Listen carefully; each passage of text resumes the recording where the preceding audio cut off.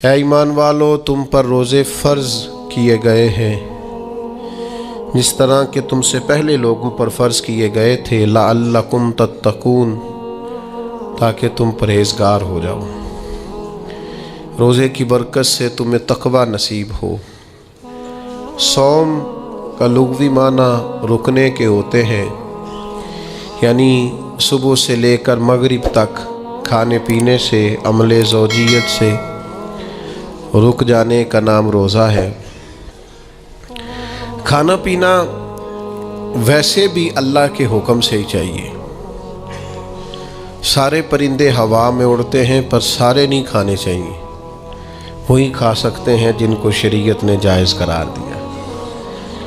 بہت سارے جانور زمین میں چلتے پھرتے ہیں پر سارے کھانا مسلمان کے لیے حلال نہیں ہے، وہی کھا سکتا ہے جو کھانے کی اللہ رسول نے اسے اجازت عطا کی۔ مال، پیسہ، دولت ارد گرد بکھرا ہوا ہے لیکن سارا ہمارا نہیں۔ ہم وہی کھا سکتے ہیں جو ہمارے رب نے ہمارے لیے جائز رکھا ہے اور جو ہمارا حق ہے۔ کھانا پینا پہلے بھی مسلمان کا اللہ کی مرضی سے ہی ہے۔ کا غافل رہا تو اسے کچھ میسر آ سکتا، کچھ غفلت دور کرنی پڑے۔ اب دیکھیے، ہمارے ہاں محفل ہوتی ہے، لوگ گلیاں سجانی شروع کرتے ہیں 1 یا 2 دن پہلے۔ کسی گھر میں شادی ہوتی ہے تو لوگ گھر کا آنگن، صحن، چھت اور سامنے والی دیوار سجانا شروع کرتے ہیں 2-3 دن پہلے، اس سے زیادہ نہیں۔ بڑی خاص بھی کو محفل ہو تو 1-8 دن پہلے لائٹنگ لوگ کرتے ہیں کہ پتہ چلے یہاں ذکر رسالت معاب صلی اللہ تعالیٰ علیہ وسلم کیا جائے گا اور یہاں حضور کے تذکار کیے جائیں گے۔ 2-4 دن پہلے اگر کہیں لائٹنگ ہو جائے تو لوگ کہتے ہیں یار کوئی کمال ہی بات ہے کہ اتنے دن پہلے یہاں اتنی روشنیاں نظر آ رہی ہیں، کوئی انفرادی کام ہے، اس پر نظر جاتی ہے۔ آپ ذرا رمضان کی شان تو دیکھیں۔ حضور فرماتے ہیں سارا سال جنت سجائی جاتی ہے، کس لیے؟ حضور فرماتے ہیں رمضان المبارک کے لیے۔ سارا سال جنت سجا دی جاتی، اس کو تیار کیا جاتا ہے رمضان کی سعادت افروز گھڑیوں کے لیے، ان مقدس ایام کے لیے جو لے کر رمضان سایہ فگن ہوتا ہے، اس کے لیے پورا سال جنت کو سجایا جاتا ہے، تزئین و آرائش کی جاتی ہے۔ اور رمضان آتا ہے تو کریم کے کریمانہ فیصلے ہونے شروع ہو جاتے ہیں۔ کریمانہ فیصلے، ایک کریمانہ فیصلہ ہوتا ہے کہ دوزخ کے دروازے بند کر دو اور جنت کے سارے ہی دروازے کھول دو۔ اس کو راستہ کیا گیا ہے۔ پھر آپ کو پتہ ہے ایک انوکھی بات بھی آپ سے کرنی ہے، قانون نافذ کرنے والے اداروں کو نا مجرموں کا پتہ ہوتا ہے، ان کو پتہ ہوتا ہے کس جگہ کچھ فسادی لوگ ہیں۔ وہ دیکھتے ہیں نا ملک میں کوئی خاص مہمان آ رہا ہے جو ملک کے لیے فائدہ مند ہے اور وطن کے لوگ اور وطن کو اس سے فائدہ ہوگا، استفادہ کریں گے لوگ اس کے آنے سے، وہ کیا کرتے ہیں ان فسادیوں کو پہلے بند کر دیتے ہیں۔ کہتے ہیں ایسا نہ ہو کہ یہ آ کے کوئی خرابی کرے، وہ منع کر دیتے ہیں۔ تو یاد رکھ لیں، سمجھ لیں، حضور فرماتے ہیں شیطان کو بھی قید کر دیا جاتا ہے۔ رمضان آنے والا ہے تو اللہ شیطان کو قید کر دیتا ہے، جکڑ دیتا ہے۔ فرمایا رمضان آ رہا ہے اور میرے بندوں نے اپنی بخشش کرانی ہے، انہوں نے میری عبادت کرنی ہے، انہوں نے روزے رکھنے ہیں، انہوں نے آ کر کے اللہ کے حضور معافیاں مانگنی ہے۔ اور رمضان کی ہر رات میں 70 ہزار یا بلا مثال و بلا تشبیہ اللہ جانے کتنے بے حساب لوگوں کی رب نے بخشش کرنی ہے۔ تو یہ شیطان بڑا مکار ہے، یہ کھلا ہوا دشمن ہے، کوئی خرابی نہ کر دے لہذا پہلے اسے باندھ دو، خرابی نہ کرے کسی قسم کی اسے باندھ دیا جاتا ہے۔ مہمان بھی آ گیا، خرابی کرنے والا بھی باندھ دیا، لیکن اگر فائدہ لینے والے پھر بھی فائدہ نہ لے تو پھر ان سے کہا جائے گا کہ تمہارے پاس اب کوئی بہانہ بچا نہیں ہے، اب تمہارے پاس کوئی کسی قسم کا عذر باقی نہیں ہے۔ اب تو یہ تھا کہ تمہیں بخشش کرانا چاہیے تھی، استغفار پڑھنا چاہیے تھی، دعائیں کرنا چاہیے تھی، قرآن مجید کی تلاوت کو کثرت سے کرنا چاہیے تھا، لیکن چونکہ اب تم یہ بھی نہیں کہہ سکتے کہ مجھے شیطان نے گمراہ کر دیا، وہ تو باندھ دیا گیا ہے، اب تو فسادی کو ویسے ہی کنٹرول کر دیا گیا ہے۔ اب بھی تم اگر سوئے رہے، اب بھی اگر تم نے غفلت کی، اب بھی چھوٹے موٹے بہانے کر کے تراویحاں چھوڑتے رہے، اب بھی ذرا ذرا سی سستیاں کر کے ادھر ادھر نکلتے رہے، اس کا مطلب یہ ہے کہ پھر تم استفادہ کر سکے، تم نے سستی کا مظاہرہ کیا، تم نے اور اب دیکھیں جب اتنے بندوبست کیے تمہارے لیے، ثواب بھی بڑھا دیا، اجر بھی بڑھا دیا، تمہارے لیے جو فساد پیدا کرنے والا شیطان تھا وہ بھی قید، لیکن اگر تم پھر بھی عمل نہ کرو، پھر بھی مسجد نہ آؤ، تو پھر حدیث پاک سن لیں۔ اس طرز کی شاید یہ منفرد حدیث ہے کتب احادیث میں، اور تقریباً تمام کتب احادیث میں موجود ہے۔ حضور علیہ السلام نے نا صحابہ سے فرمایا سارے مسجد میں جمع ہو جاؤ میرے ممبر کے پاس، لوگ جمع ہو گئے، تو اللہ کے حبیب علیہ السلام نے ایک قدم ممبر کی سیڑھی پہ رکھا، فرمایا آمین، پھر دوسری سیڑھی پہ قدم رکھا تو فرمایا آمین، پھر تیسری پہ قدم رکھا تو فرمایا آمین۔ تو صحابہ کو بڑا تجسس ہوا، انہوں نے بعد میں عرض کی یا رسول اللہ صلی اللہ تعالی علیہ وسلم کرم فرمائے، بندہ نوازی کریں، ہماری رعایت کر دیں، یہ کیا معاملہ تھا؟ تو حضور فرمانے لگے میرے پاس حضرت جبریل امین حاضر ہوئے،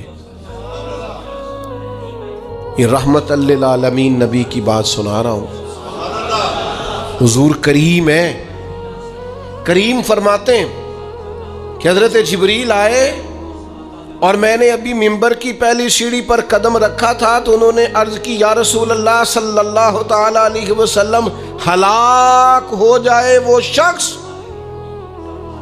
جو آپ کا نام سنے اور آپ پر درود و سلام نہ پڑھے۔ تو میں نے کہا آمین۔ پھر حضرت جبریل عرض گزار ہوئے یا رسول اللہ صلی اللہ تعالی علیہ وسلم وہ ہلاک ہو جائے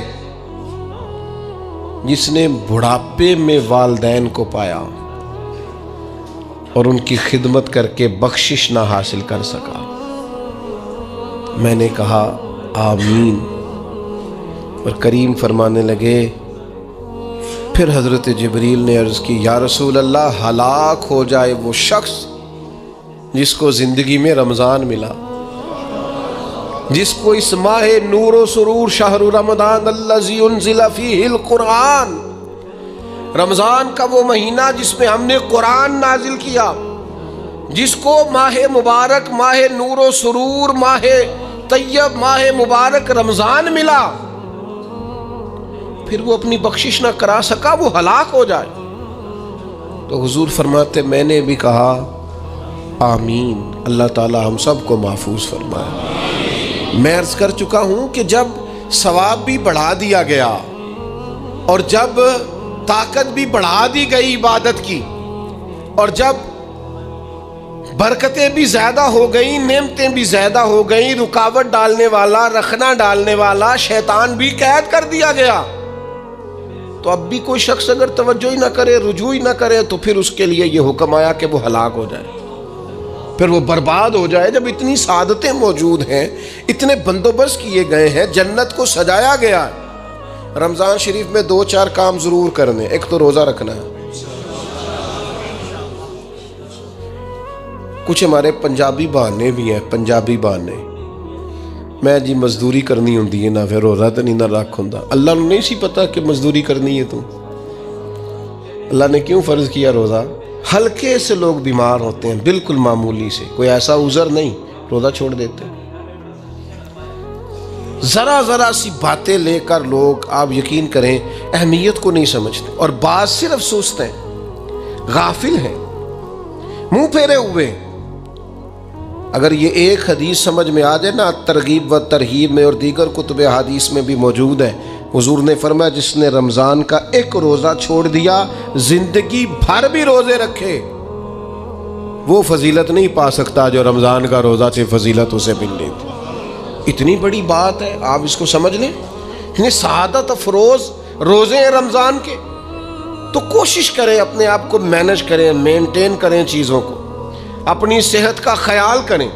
میں تو دوستوں سے کہا کرتا ہوں رمضان سے پہلے جو ایام ہے پہلے سے بڑھ کر اپنی طبیعت کا خیال رکھیں تاکہ رمضان میں کوئی کسی قسم کی طبیعت میں بھی کمزوری پیدا نہ ہو اور صحیح صحت مندی کے ساتھ انسان رمضان شریف کے روزے گزار سکے۔ دوسری بات ہے رمضان میں خوب قرآن مجید پڑھنا۔ شہر رمضان الذی انزل فیہ القرآن، رمضان ہی کا تو وہ مہینہ جس میں قرآن نازل کیا گیا۔ نبی کریم صلی اللہ تعالیٰ علیہ وسلم رمضان المبارک میں حضرت جبریل امین علیہ السلام کے ساتھ قرآن مجید کا دور فرمایا کرتے۔ حضور حضرت جبریل کو پارہ سناتے اور جناب جبریل نبی کریم علیہ السلام کو سناتے۔ یہ دور ہوتا ہے قرآن مجید کا۔ اللہ نے کتنی زیادہ توفیق دی ہے، ہر مسجد میں تراویح میں قرآن پڑھا جاتا ہے۔ تھوڑی ہمت کریں، تھوڑی کوشش کریں۔ ہمارے بزرگ فرمایا کرتے تھے ایک پارہ گھر میں پڑھا کرو قرآن مجید کا تاکہ تمہیں دیکھ کے بچے بھی پڑھیں، اور ایک پارہ مسجد میں تلاوت کیا کرو، اور ایک رات کو تراویح میں 3 پارے روز قرآن مجید کے ہو جائیں گے تو انشاءاللہ تعالی رمضان ختم ہوگا تو 3 قرآن پاک بھی ختم ہو جائیں گے۔ یہ ارادہ کریں، یہ پروگرام بنائیں، خوب قرآن مجید سے دلچسپی پیدا کریں۔ تیسرا کام رمضان میں جو کرنے والا ہے وہ ہے کثرت سے استغفار۔ کچھ غلطیاں نا ہم کرنا نہیں چاہتے، ہم سے ہو جاتی ہیں۔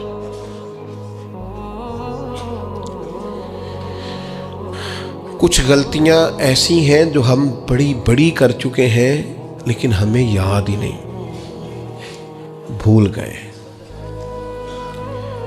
کچھ خطائیں ہم سے ایسی سرزد ہوتی ہیں جو لاشعوری میں ہو جاتی، ہمیں سمجھ ہی نہیں ہوتی کہ یہ خطا ہے اور اتنی بڑی ہے۔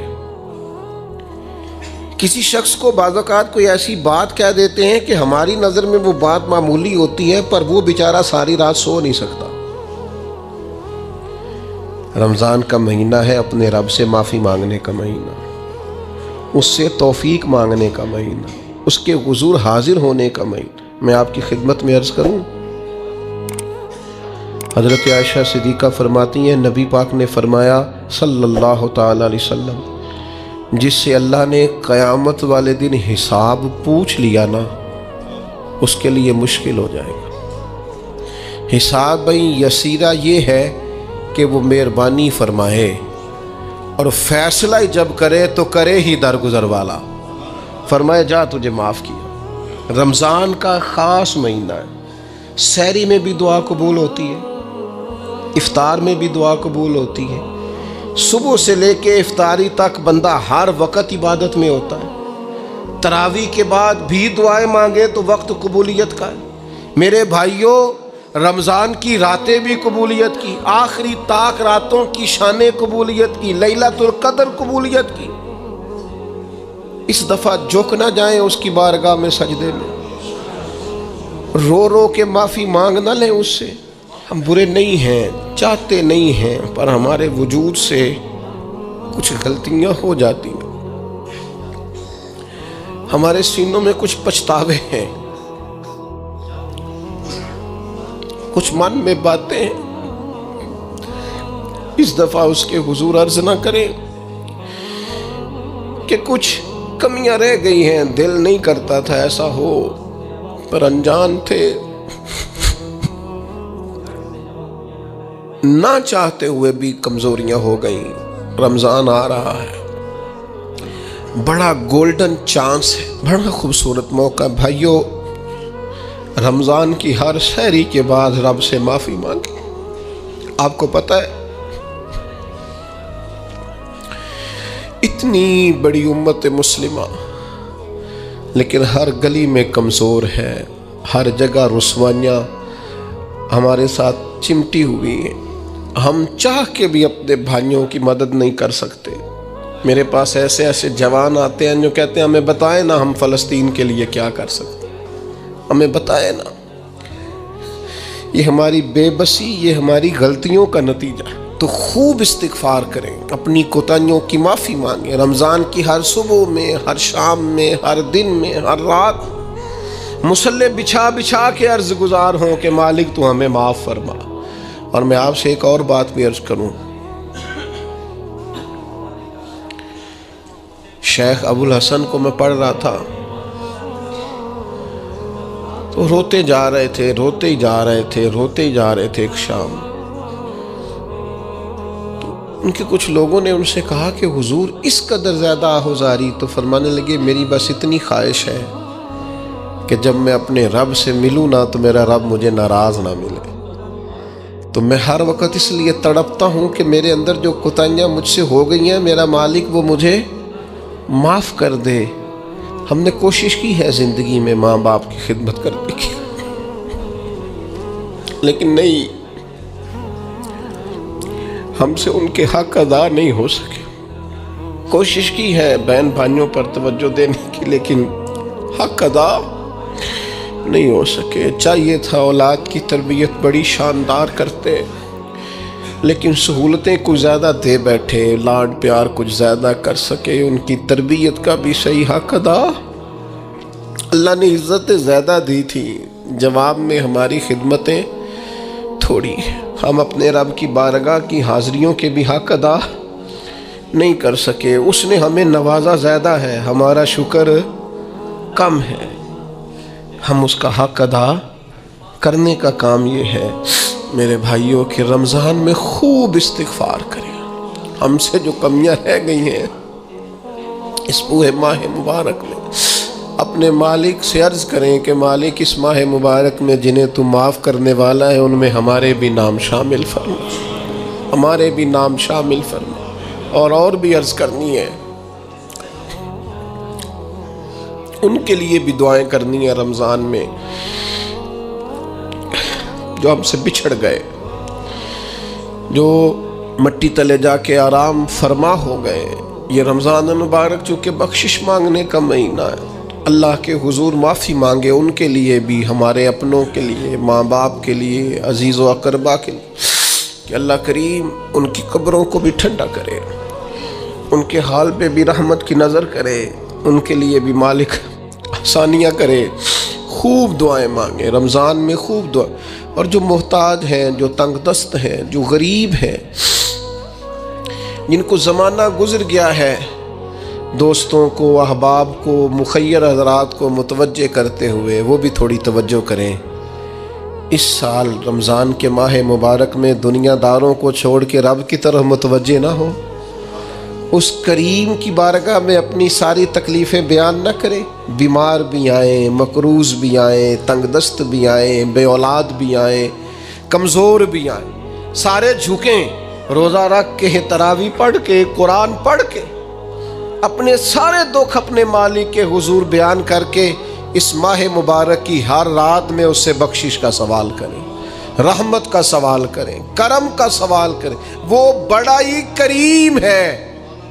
حضور فرماتے ہیں، رب کہتا ہے مجھے حیا آتی ہے میرا بندہ ہاتھ اٹھائے اور میں اس کے ہاتھ خالی واپس کر دوں، بس آنے کی دیر ہے۔ اور ایک مقام پہ اللہ کے حبیب علیہ السلام نے فرمایا، بندہ جب اعتراف گناہ کر کے معافی مانگتا ہے اللہ فوراً ہی اسے معاف فرما دیا کرتا۔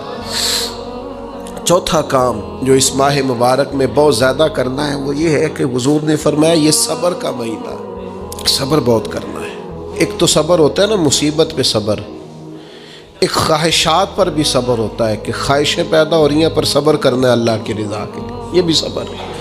نیکی پر استقامت کے لیے بھی صبر کی ضرورت ہوتی ہے، گناہ چھوڑنے کے لیے بھی صبر کی ضرورت ہوتی ہے۔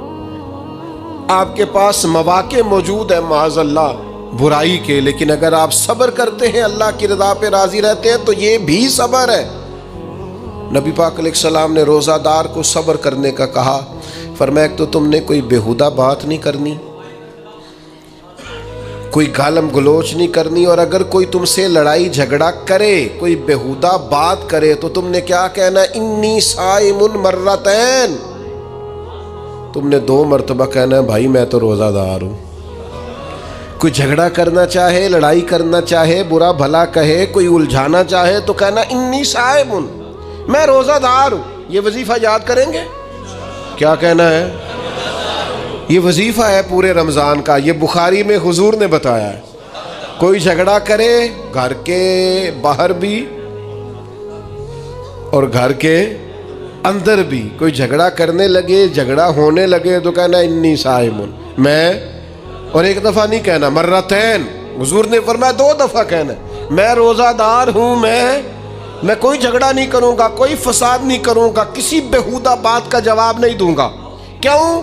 اس لیے کہ میری ایک شان ہے، میں روزہ دار ہوں، میں اس وقت ایک منصب پر فائز ہوں، میں روزہ دار ہوں، یہ وظیفہ پکانا ہے ہر بیہودہ بات سے، ہر جگہ۔ اور حضور علیہ السلام نے فرمایا، یہ بھی بخاری میں موجود ہے، فرمایا جس نے جھوٹ بولنا اور اس پر عمل کرنا نہیں چھوڑا، اللہ کو اس کے بھوکا پیاسا رہنے کی کوئی حاجت نہیں ہے۔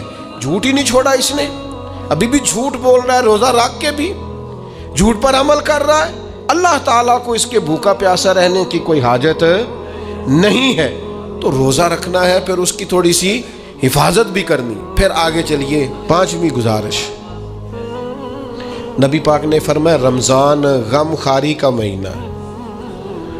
آپ کو پتہ ہے جو بندہ روزہ نہ رکھ سکے کسی خاص مجبوری کی وجہ سے، بیماری کی وجہ سے، کسی عذر کی وجہ سے، تو قرآن مجید نے کیا کہا ہے؟ وہ ایک مسکین کو کھانا کھلائے۔ روزے کا فدیہ یہ ہے کہ پھر وہ کیا کرے، روزہ نہیں رکھ سکتا تو مسکین کی خدمت کرے۔ شرعی حکم یہ ہے کہ کسی نے اگر روزہ توڑ دیا رمضان کا تو 60 روزے رکھے کفارے میں، 60 نہیں رکھ سکتا تو پھر 60 مسکینوں کو کھانا کھلائے۔ تو بار بار روزے میں مسکین کا ذکر آ رہا ہے۔ نبی کریم صلی اللہ تعالی علیہ وسلم نے ارشاد فرمایا، جس شخص نے کسی روزہ دار کو افطاری کرائی تو اللہ تبارک و تعالی افطاری کرانے والے کی بخشش بھی فرما دے گا، اور فرمایا جتنا اجر روزہ رکھنے والے کو ملے گا اتنا ہی اجر اللہ افطار کرانے والے کو بھی عطا فرمائے گا۔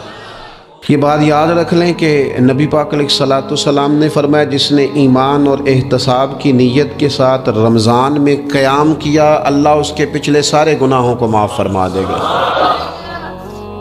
اور ایک مقام پر نبی پاک صلی اللہ تعالی علیہ وسلم نے بیان کیا، یہ مشکات میں موجود ہے، حضور فرماتے ہیں رمضان اور قرآن دونوں قیامت کے دن بندے کی شفاعت کریں گے۔ رمضان کہے گا یا اللہ میں نے اسے دن بھر کھانا کھانے سے باز رکھا اور تیری بارگاہ کے حکم کے مطابق اس نے اپنے آپ کو ان چیزوں سے بچا کے رکھا، اور قرآن کہے گا مالک رات میں نے اسے نیند سے روکے رکھا۔ کیا مطلب؟ اس نے کھڑے ہو کے عبادت کی، اگرچہ اس سے مراد شارحین حدیث نے تراویح بھی لیا ہے، تہجد کی نماز بھی لیا ہے، صلاۃ اللیل بھی لی ہے، لیکن میرے عزیز یہ خاص ربط ہے قرآن مجید کے ساتھ تراویح کا۔ مسنون ہے رمضان کی راتوں میں قرآن مجید اور تراویح کا پڑھنا۔ اگر تھوڑی سی نا طبیعت میں صرف تبدیلی پیدا کی جائے، میں نے دیکھا ہے کہ جو لوگ کہتے ہیں نا میرا وقت بڑا قیمتی ہے، بڑی ساری جگہوں پہ آپ کو بیٹھنا پڑتا ہے، بیٹھیں آپ 2 گھنٹے بیٹھیں، 3 گھنٹے بیٹھیں۔ میں نے دیکھا ہے لوگ جاتے ہیں کسی دفتر میں تو رات کو ہی چلے جاتے ہیں اس علاقے میں، کھڑے ہیں، پاسپورٹ کے دفتر کھڑے ہیں، شناختی کارڈ کے دفتر کھڑے ہیں، امیگریشن کی لائنوں میں کھڑے ہیں۔ کچھ ذہن تو بنائیں کہ میں نے رات کھڑے رہنا ہے اور اپنے رب کی عبادت کرنی ہے۔ تراویح کو ذرا ذوق سے آپ اگر تھوڑا ارادہ کر لیں گے نا، یعنی کوئی ایسا مشکل کام نہیں۔ میری تو رائے یہ ہے کہ پہلے 3-4 دن ذرا جم کے ذہن بنائیں اور تھوڑا سا نا روٹین کو بدلنے کی کوشش نہ کریں۔ جس امام صاحب کے پیچھے تراویح شروع کریں، کوشش کریں ساری وہیں پڑھیں۔ روٹین بدلنے سے بھی سستی آتی ہے، ایک دن یہاں گئے 2 دن وہاں گئے، تو یہ روٹین بدلنے سے بھی بعض اوقات سستی آتی ہے۔ کوشش کریں ایک جگہ پہ قرآن شریف سننا شروع کریں اور پھر پورا قرآن مجید وہیں پہ سنیں اور تھوڑا ذہن بنائیں۔ میں نے دیکھا ہے ہمارے استاد صاحب اس طرح کیا کرتے تھے کہ بہت تھوڑا کھانا افطاری کے وقت، تھوڑا، اور ان سے کہا جاتا آپ بزرگ آدمی ہیں، اتنا کم کھانا کیسے نظام چلے گا؟ تو فرماتے تھے میں 1 چپاتی اور آدھی چپاتی کھا لوں گا لیکن تراویح کے بعد۔ اب اگر زیادہ کھانا کھاؤں گا تو طبیعت میں سستی آئے گی، میرے لیے کھڑا ہونا مشکل ہو جائے۔ سادہ سا کھانے کے ساتھ افطاری کی جائے گی، اور تراویح کے لیے اپنے آپ کو ذہنی کہاں ٹائم ملتا ہے سارا سال قرآن پڑھنے سننے کا؟ یہ تو اللہ نے موقع عطا فرمایا ہے۔ تو تھوڑا سا اگر دلچسپی پیدا کی جائے، بڑا سونا قرآن مجید پڑھا جاتا ہے مساجد میں، بچے بڑی خوبصورتی سے، تو اللہ کا شکر ہے جگہ جگہ پہ، اور مساجد کے علاوہ بھی میں نے دیکھا ہے ہم سے لوگ مطالبہ کرتے ہیں کہ ہماری فیکٹری میں رات کو بھی کام ہوتا ہے، اتنے سارے ورکر ہیں تو بچہ کوئی مل جائے قرآن شریف سنائے، فلانی جگہ بھی اتنے لوگ ہیں تو اگر موقع مل جائے تو اگر تھوڑا ذہن بنایا جائے، شوق پیدا کیا جائے تو اللہ تعالیٰ فضل فرماتا ہے، انسان کو طاقت ملتی ہے کھڑے رہنے کی۔ ایک تو تراویح، روزہ، تراویح، اور تیسری بات ہے سحر اور افطار۔ یہ جو سحری اور افطار، یہودی جو تھے نا وہ سحری نہیں کرتے تھے، سحری کا نام و نشان نہیں تھا، روزہ رکھتے سحری نہیں کرتے۔ تو نبی پاک صلی اللہ تعالیٰ علیہ وسلم نے فرمایا ہمارے اور یہودیوں کے درمیان فرق ہی سحری کا ہے، اور نبی پاک صلی اللہ تعالیٰ علیہ وآلہ وسلم نے فرمایا سحری کھایا کرو، سحری کھانے میں برکت ہے۔ اور اگلی بات سننی ہے آپ نے تو خوش ہو جانا ہے، سحری کو معمولی نہ سمجھے، سحری کرنا عبادت ہے۔ ہاں آپ مت سمجھیں کہ میں روٹی کھا رہا ہوں، یہ تو میرے سامنے دہی رکھا ہوا ہے، یہ تو سالن رکھا ہوا ہے، یہ تو اچار رکھا ہے، تو چپاتیاں رکھی ہیں۔ سحری کھانا عبادت ہے۔ آپ صبح اٹھے، آپ کی تو روٹین ہی اور تھی، تو 7 بجے کھاتے تھے، 9 بجے کھاتے تھے۔ یہ جو آپ صبح کھا رہے ہیں اٹھ کے سحری میں، اپنی مرضی سے تھوڑی کھا رہے ہیں، یہ تو کسی کے کہنے سے کھا رہے ہیں، یہ تو کسی کے بٹھائے بیٹھے ہیں۔ یہ جو سحری کا لنگر ہے یہ رب رسول کی رحمت کے ساتھ عطا ہوتا ہے، یہ کرم ہے، یہ اللہ رسول کے بٹھائے بیٹھے۔ کیا میرے رسول پاک صلی اللہ تعالیٰ علیہ وآلہ وسلم نے بات کھولی ہے، ترغیب و ترہیب میں حدیث ہے، اللہ کرے یہ کبھی چسکا لگ جائے، یہ والا مزہ آ جائے تو پھر تو گھر میں دسترخوان نہیں بچھا ہوا ہوگا، پھر تو رنگ ہی کوئی اور ہوگا۔ حضور فرماتے اللہ تعالیٰ اور اس کے فرشتے سحری کھانے والوں پر رحمتوں کا نزول فرماتے ہیں۔ کھائی روٹی جا رہی ہے، پکا ہوا کھانا ہے، لیکن حضور فرماتے ہیں رب بھی رحمتیں فرما رہا ہے اور اللہ کے حکم سے فرشتے بھی رحمتوں کا نزول کر رہے ہیں سحری کھانے والوں پر۔ تو خوب توجہ سے، ذوق سے، شوق سے۔ اور پھر جو افطار کا معاملہ ہے، حضور فرماتے ہیں جب روزہ کھولنے والا روزہ کھولتا ہے تو جو دعا مانگتا ہے رب قبول فرما لیتا ہے۔ یعنی افطار کا وقت ایسا ٹائم ہے جو دعاؤں کی قبولیت کا وقت ہے۔ افطار کرنا بھی ہے، کرانا بھی ہے۔ مہنگائی ذرا عروج پہ چلی گئی ہے، میں بار بار کہتا ہوں، مجھ سے نا لوگ دعا کے لیے مجھے کہتے کہتے اپنے کئی دکھ بتا دیتے ہیں۔ تھوڑا سا نا افطاریاں مہربانی فرمائیے گا، سیاسی نہ کیجیے گا۔ وہ جن سے مال لیتے ہیں، وہ جن کو مال دیتے ہیں، وہ جن سے ووٹ لینے ہیں، وہ جنہوں نے ووٹ لینے ہیں، اس بنیاد پر سحر افطار کے بندوبست نہ کریں رضا الہی کے لیے۔ میرے محبوب فرماتے ہیں جس نے رب کی رضا کے لیے کسی کو افطار کرایا، جتنا ثواب اللہ روزہ رکھنے والے کو دے گا اتنا افطار کرانے والے کو بھی عطا کرے۔ اور ایک حدیث تو آپ پڑھیں گے تو جھوم جائیں گے، سنیں گے تو خوش ہو جائیں گے، المعجم الکبیر میں موجود ہے۔ نبی پاک علیہ السلام فرماتے ہیں جس نے حلال کھانے اور حلال پانی سے کسی کا روزہ افطار کرایا نا، ذرا دیکھنا غریبوں کے گھروں کو جھانکنا، ذرا اپنے عزیزوں میں ایک نظر دوڑا لینا، ذرا رمضان کی نیت کر کے رمضان سے پہلے ہی غرباء تک راشن پہنچا دینا، ان کی فکر دور ہو جائے، وہ پہلی شام ہی اپنے بچوں کے ساتھ آسودہ حال ہو کے بیٹھیں۔ دیکھ لینا یہ نہ ہو کہ ایک بھائی کھل کے کھا رہا ہو اور دوسرے کے بچے منتظر ہوں کہ آج سحر افطار میں کیا کرنا ہے۔ اپنے گلی محلے میں دیکھ لینا، ہم اس رسول کے ماننے والے ہیں جنہوں نے فرمایا میں اسے مومن ہی نہیں جانتا جو پیٹ بھر کے کھائے اور اس کا ہمسایہ بھوکا رہ جائے۔ تھوڑا سا اپنے ارد گرد نظر ڈال لینا، المعجم الکبیر میں حدیث موجود ہے۔ اللہ کے پیارے رسول صلی اللہ تعالیٰ علیہ وسلم نے فرمایا جس نے حلال پانی سے، حلال روٹی سے کسی کا روزہ افطار کرایا تو فرمایا فرشتے اس بندے کے لیے رمضان کے دنوں میں، رمضان کی گھڑیوں میں دعا کرتے ہیں، اور جناب جبریل امین اس کے لیے شب قدر کی رات دعا کرتے ہیں۔ حضرت جبریل شب قدر میں دعا کریں گے، خاص رات، یا اللہ اس بندے پر فضل فرما، اس نے تو غریب آدمی کو افطار کرا۔ یہ ایک عبادت ہے، اس عبادت کا خیال کریں۔ پھر اعتکاف آئے گا، رمضان کے آخری 10 دنوں کا اعتکاف۔ اسلام میں رہبانیت نہیں ہے، لیکن کبھی کبھی سب سے کٹ کے اپنے رب کے ساتھ جڑ جانا، کچھ رات کی عبادتیں، کچھ تنہائی کے اذکار، کچھ درود و سلام کا ذوق، یہ ان ساری خوبصورتیوں میں سے ایک خوبصورتی اعتکاف بھی ہے۔ اللہ کے پیارے رسول علیہ الصلوۃ والسلام ہمیشہ اعتکاف کرتے، اور حضرت عطا بن رباح رضی اللہ تعالیٰ عنہ کیسی خوبصورت بات ارشاد فرماتے ہیں، معتکف تو اس آدمی کی طرح ہے جیسے کسی بندے کو کسی کے ساتھ کوئی کام پڑ جائے نا تو وہ جا کے اس کے دروازے پر بیٹھ جاتا ہے کہ جب تک میرا کام ہوگا نہیں میں جاؤں گا نہیں۔ فرماتے ہیں یہ اعتکاف والا بھی آ کے رب کریم کے گھر بیٹھ گیا ہے کہ جب تک تو معاف نہیں کرے گا میں جاؤں گا نہیں، جب تک تو بخشش نہیں کرے گا میں اس دروازے سے ہٹوں گا نہیں۔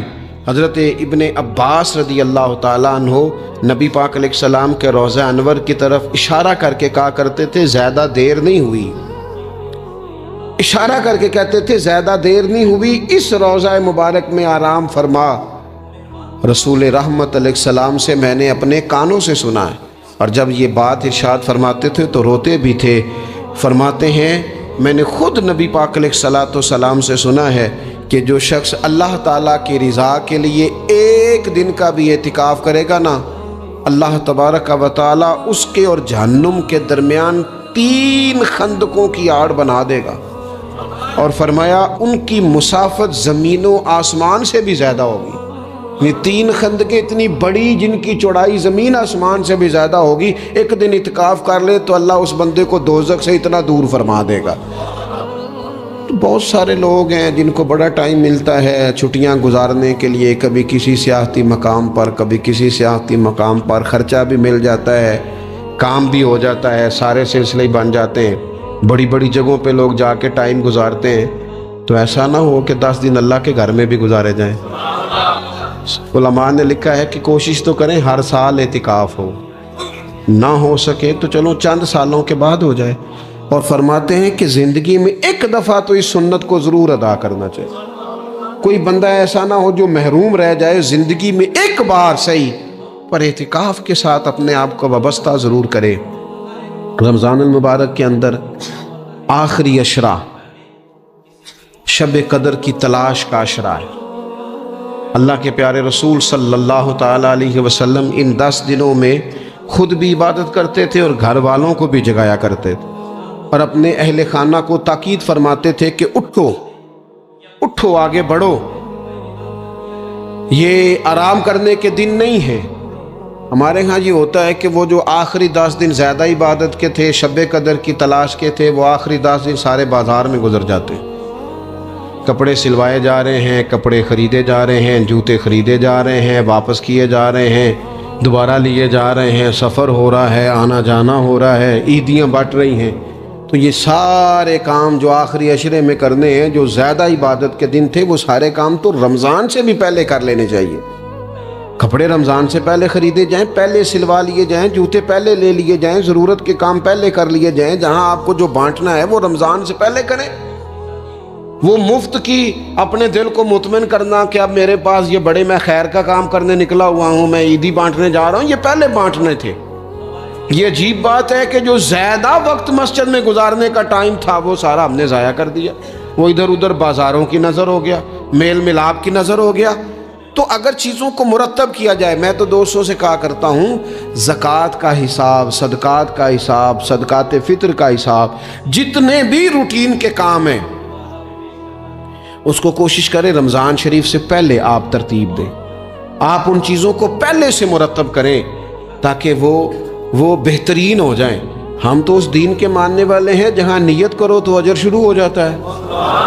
آپ رمضان کی نیت سے جو آج خرچ کریں گے اس کو اللہ تعالیٰ رمضان کے ثواب کے برابر ہی اجر عطا فرمائے گا۔ لیکن وہ ہم نا کچھ لوگ بڑا ایک صاحب مجھ سے کہنے لگے جی میں نے سنا ہے صدقہ فطر آخری عشرے میں ہی دینا چاہیے۔ میں نے کہا آپ کا پروگرام تب دینے کا، اس لیے آپ نے یہ گاڑا کر کے سن لیا، ذرا اس کو آپ نے زیادہ غور سے سن لیا ہے۔ آپ جب ضرورت محسوس کریں، جب آپ سمجھیں کہ کسی کو ضرورت ہے، ضرورت کے وقت کوئی چیز کام نہ آئی تو پھر کب جا کے کام آئی۔ تو میری آپ سے یہ اپیل رہے گی کہ پہلے سے چیزوں کو مرتب کریں، معاملات کو پہلے سے طے کریں۔ وہ لوگ بڑے اچھے ہوتے ہیں جو وقت پر منصوبہ بندی کرتے ہیں، جو چیزوں کو ٹائم پہ مرتب کرتے ہیں۔ وہ ٹائم جو ہمارا بالکل اللہ کی بارگاہ میں حاضری کا ہے، عبادات کا ہے، اگر وہ سارا گاڑیوں کی نظر ہو جائے گا، اسفار کی نظر ہو جائے گا تو ہم نے حاصل کیا کیا؟ ایک بات آخر میں بڑے درد کے ساتھ آپ کی خدمت میں عرض کرنی ہے، ہر سال کہتا ہوں، اس سال بھی کہوں گا، ذاتی اخراجات کو کچھ کم کیا جائے۔ ذاتی اخراجات نہ کچھ لوگوں کے بہت زیادہ ہیں، ان کے اپنے لباس کے، کپڑوں کے، اور وہ اخراج میں نے پچھلے جمعے بھی کہا تھا، اسلام ذبائش کی اجازت دیتا ہے، نمائش کی اجازت نہیں دیتا۔ نمائش والے کام اگر تھوڑے چھوڑ دیے جائیں کچھ بھی نہیں ہوتا۔ میں تو شاید اگر میں سینکڑوں کہہ دوں تو غلط نہیں ہوگا، لیکن بیسیوں تو لوگ ایسے ضرور ہوں گے کہ جو عید ساری سو کے گزارتے ہیں، سارا دن سوئے رہتے ہیں، پتہ نہیں وہ اتنے مہنگے مہنگے کپڑے کس لیے خریدتے ہیں۔ عید کی نماز پڑھی، سو گئے، اور بھئی آپ کا فون بند تھا جی، میں سو رہا تھا جی، تو بھئی وہ جو آپ نے 1.5 مہینہ درزی کے پاس آنا جانا لگایا، وہ کس مقصد کا؟ رات کوئی پہننا تو کوئی پرانا جوڑا پہن لیتے۔ ایسی مصیبت کیا بنی ہوئی تھی؟ اتنے مہنگے کپڑے خریدے، اتنا مہنگا جوتا لیا، اور دن سارا سو کے گزار دیا۔ ذاتی اخراجات کم کریں۔ پتہ کیا ہے، فرق بہت بڑھتا جا رہا ہے، بہت بڑھتا جا رہا ہے۔